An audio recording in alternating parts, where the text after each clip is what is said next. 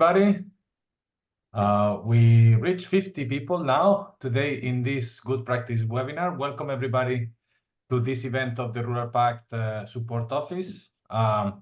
This is an event that we organize for practitioners, policymakers working on implementing initiatives on the ground to address climate change from a place-based approach involving the communities.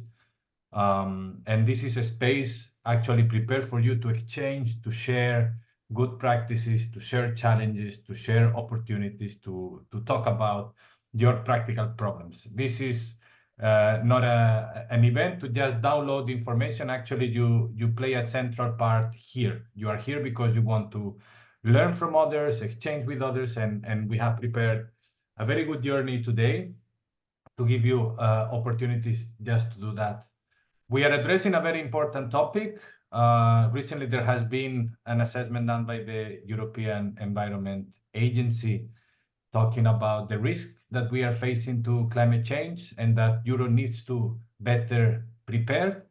And in that endeavor, everybody is very important, including the actions that the local communities can take on the ground, hence the importance of this topic.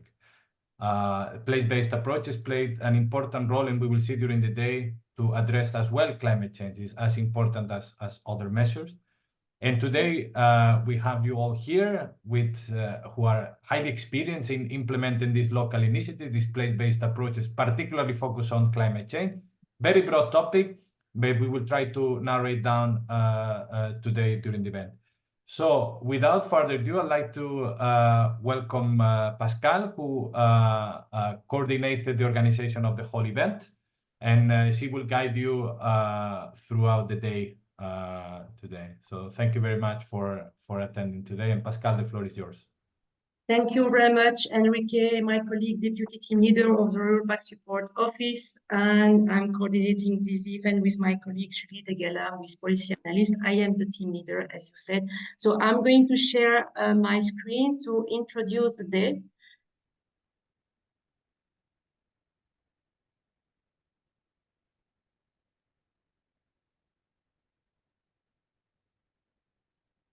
So why are we here? It's about, as you said already, Enrique, it's about learning about policies and tools contributing to tackle climate change. It's also to enable to exchange and learning from local experiences, and we have a lot of experiences today and EU initiatives shared by our stakeholders to tackle climate change. It's about building the capacity of participants to mitigate and adapt to climate change by anticipating, planning, and delivering high-quality projects in line with rural needs. And also, it's to encourage and mobilize Rural Pact community members to make a commitment to the Rural Pact, and also to undertake actions linked with addressing climate change in their specific context. My colleague from DG AGRI, Silvia Nanni, will present what the long-term rural vision and also the climate pact are doing for tackling the climate change, and you will understand what is about these commitments. Here today, we are pleased to co-organize this event with our colleagues from the European Climate Pact, who are, I would say, high-level experts in this matter of climate change. So we will have a presentation from Laura Manavilla now in the session which is following, but also another colleague who will join one of the breakout sessions a bit later during the day. We have about 20 keynote speakers in the plenary sessions, but also in the breakout sessions. So thank you to all of you who have delivered time to prepare this event with us and to prepare your presentations and also to put your experience all together. We have about, sorry for the yellow line, about over 190 registrations from 28 countries. Okay, we are not 190 today, but we are very happy that we are more than 50% joining this event from EU, but also not EU countries, and we are quite happy also to welcome the non-EU countries today. And we have initiatives coming from all levels, from EU to national, regional, and local levels, and as you will see. About the organization of the day, so we are in the session now, introductory session until 9:15, and Silvia Nanni will deliver a presentation just after this one on the long-term vision and the Rural Pact, and see how it is, I would say, supporting the climate change. Then between 9:15 and 9:50, we have, I would say, a setting the scene session, which is about presenting the EU initiatives to foster the fight against climate change in rural areas. And we have several presentations, okay, the one from AGRI, which is already above. Then we will have a video session from the Belgian presidency of the Council of the European Union on the Liège Declaration, which has been signed on the 5th of March. We will have a presentation as well from the European Climate Pact from DG Clima. As well, we have a colleague from DG Regio who will present the Just Transition Platform and the Cohesion for Transitions. And we have also an interesting study, I would say, coordinated by the Joint Research Center on the renewable energy production and potential in rural areas, which is an important, I would say, link between the climate change and the renewable energy, which is organized in the framework of the EU Rural Observatory, and as well a presentation from the new European Bohos, also under the Joint Research Center. This is for the first session.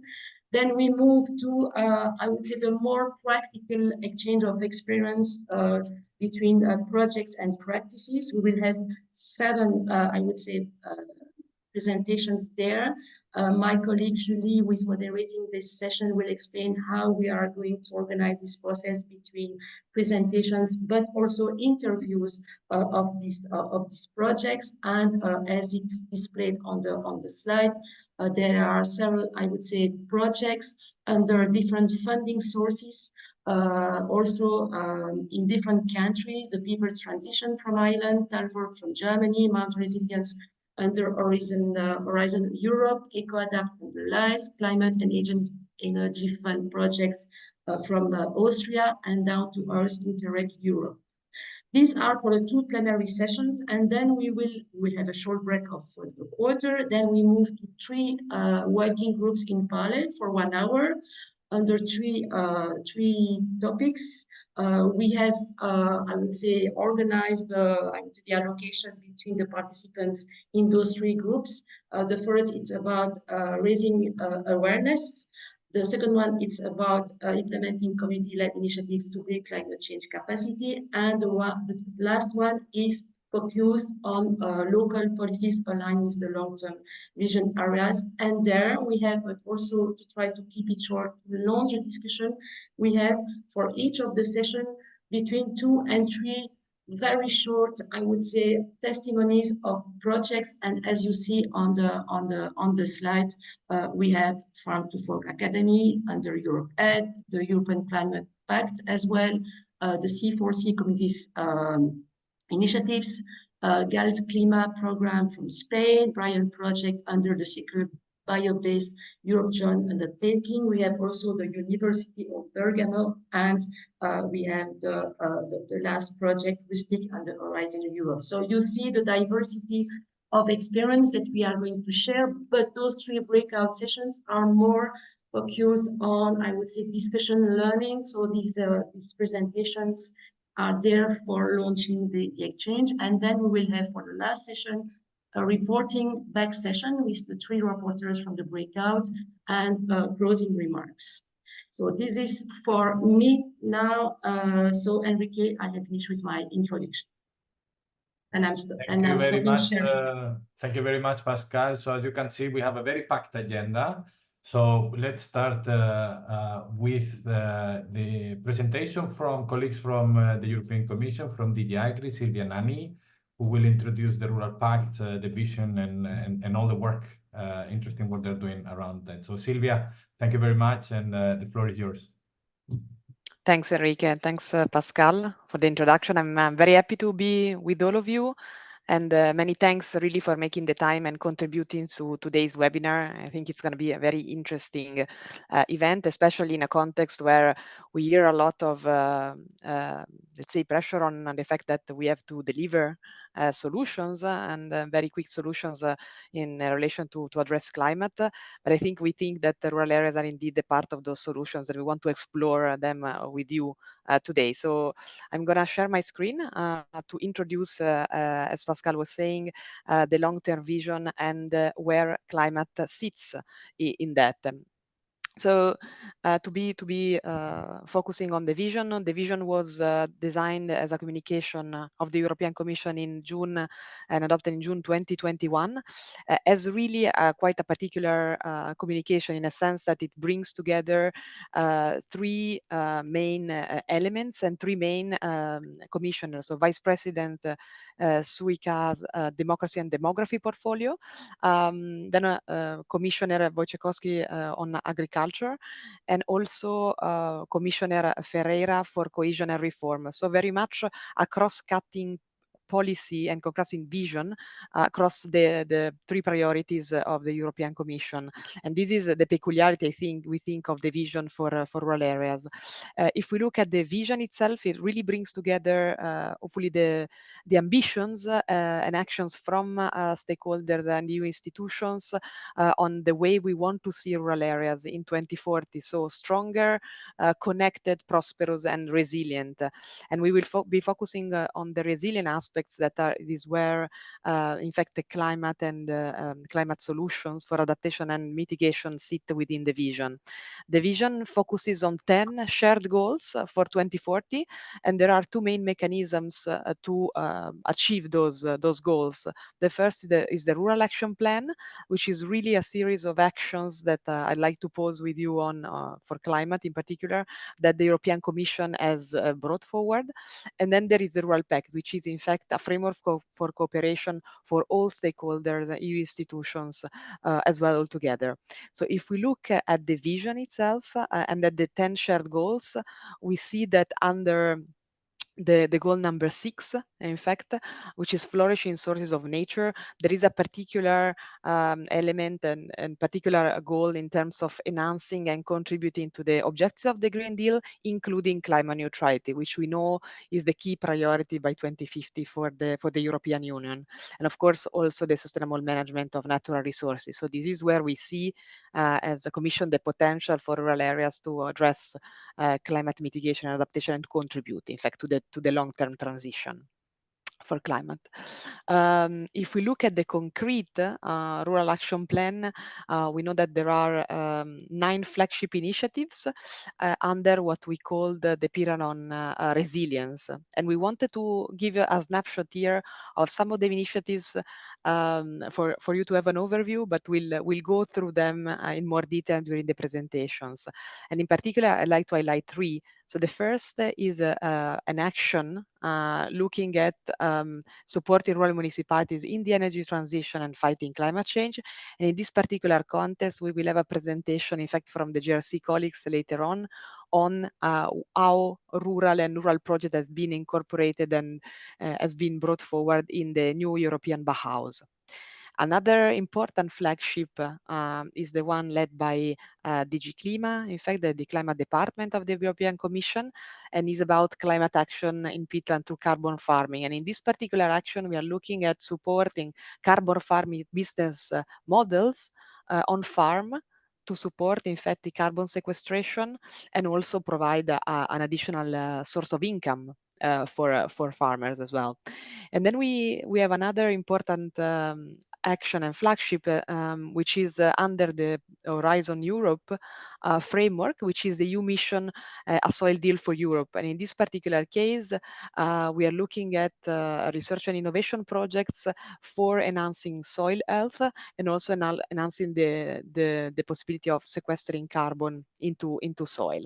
So just to give you a snapshot of the key actions that the European Commission, in collaboration with stakeholders, is taking forward as part of the EU Rural Action Plan. The EU Rural Action Plan has also a number of horizontal action, and one I would like to quickly pause on here, and it's the Rural Pact. Why it is so important for us? This is we think a particularly innovative initiative and a very participatory process as well. So what is the Rural Pact? The Rural Pact is in fact a framework for really supporting and boosting cooperation between all levels of governments, so from member states, regions and local governments, but also civil society organizations, businesses, academics and citizens as well, to really to support altogether the objectives of the rural vision. The objectives of the pact, in fact, it's amplifying the voices of rural areas and making sure that they are very high, not only at European level, but also at national, regional, and local level in the political agendas, but also networking, collaborating, and mutual learning. And part of the webinar, of course, that we are doing, so one of the main objectives of this webinar today is very much also doing that, so exchanging and mutual learning from each other. But also the Rural Pact is about action as well and commitments to act. So at this stage, we're also encouraging any of you to sign up to the Rural Pact and actually submit commitment to act as probably you are already doing in your activities. So to wrap up this presentation, the community is growing and we are very, very happy about it. So the Rural Pact community has more than 2,350 members right now, and actually more than 120 commitments to act. So very much our encouragement is to thank you for already bringing your action into the community where this is the case, but also encouraging you to be part of it, because this really makes a difference and enhances really the exchanging among the stakeholders across the community. So thank you very much. I will not take more of your time, but I hope this really set the framework for today's webinar. Thank you very much. Enrique, the floor is back to you. Thank you very much, Silvia, for the introduction to the vision, the pact, all the actions done at EU from this in this context around climate. And now we always do some sort of ice-breaking exercise to get everybody in the mood of working, thinking about the topic of today. And in this case, I want to give the floor to my colleague Patricia to run a quick exercise with all of you. And that we all activate each other, and we start using this tool, which we will use several times today. So Patricia, the floor is yours. Thank you, Enrique. Good morning, everybody. And indeed, before we jump into this very rich agenda that we are going to learn about many inspirational examples that Pascale presented, let's take a minute of your time to get to know who is here today with us and what are your main, I would say, priorities, actions you are taking place for climate change. You have the link in the chat, or you might also grab your phone and scan this QR code, and you will be redirected to the icebreaker that we have prepared. And starting with a very important, perhaps very ambitious question, because it's what is the biggest challenge you foresee in tackling climate change in rural areas? And for sure, there are many. We're going to be discussing about them in depth today. But if we would have to prioritize and select perhaps one, you can send two, max three, I would say, one word, 2 words, what it would be. Okay, water and water scarcity and water resilience is for sure coming very strong. The water management, so everything regarding the water, the biodiversity, investment and capitalism, local engagement. We are going also to hear about that today. Mindset, the lack of knowledge. What else? Energy solutions, realism, the limited capacity. We will also speak about this later today. Okay. Many for sure and diverse, and we will try to cover as much as possible, acknowledging that finding a local engagement and for sure a water comes very, very strong as the challenges to be tackled. Let's go to the second question. This time, multiple choice. You can select one of those. So, which actions do you think that needs the most immediate attention? Can be connected for sure with this big challenge that we were speaking before. So, could it be implement climate mitigation actions to reduce greenhouse gas emission, or implement climate adaptation actions to adjust to the effects of the climate change? It can be both equally. You think that both mitigation and adaptation are equally important, and one doesn't go as higher as the other.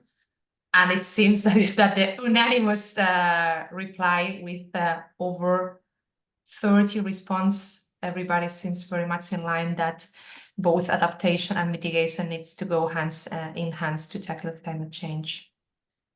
Let's move then to the third one, and you can select two here. So, what action have you been either involved or you are planning to take?